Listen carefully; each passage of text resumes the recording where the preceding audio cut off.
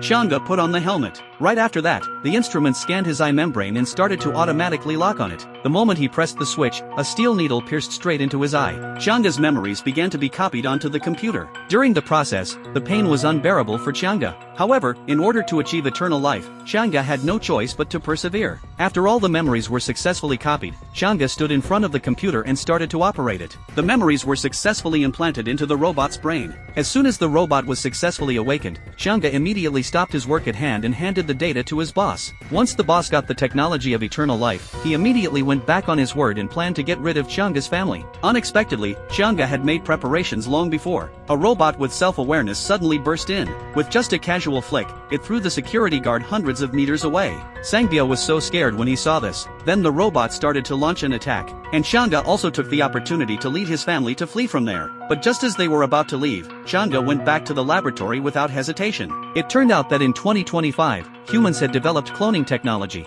Xianga had mastered the high-tech that allowed human consciousness to be copied. As long as a person's memories were transferred to a robot's brain, eternal life could be achieved. Unexpectedly, the newly activated experimental subject simply couldn't accept the machine and started to engage in crazy self-harm. Fortunately, Xianga reacted in time and cut off the robot's power supply, thus preventing a tragedy from happening. But this failure also made Xianga very depressed. However, in order to cheer Xianga up, his wife suggested that the whole family go on a trip. Unexpectedly, it suddenly started to rain heavily on the way, causing the vehicle to lose control and crash directly into the river. Although Xianga was lucky enough to survive, his family didn't make it. So Xianga, overwhelmed with grief, planned to use the experiment to bring them back to life. Then he and his assistant carried the machine back home. But Xianga wasn't sure if this experiment would be successful. However, the experiment went very smoothly. He found that after the consciousness was integrated with the human body, there was no rejection phenomenon. Then the cloned wife woke up. After that, he used the same method to bring the rest of his family back to life. The next day, the family enjoyed breakfast happily just like usual. They didn't notice anything unusual at all.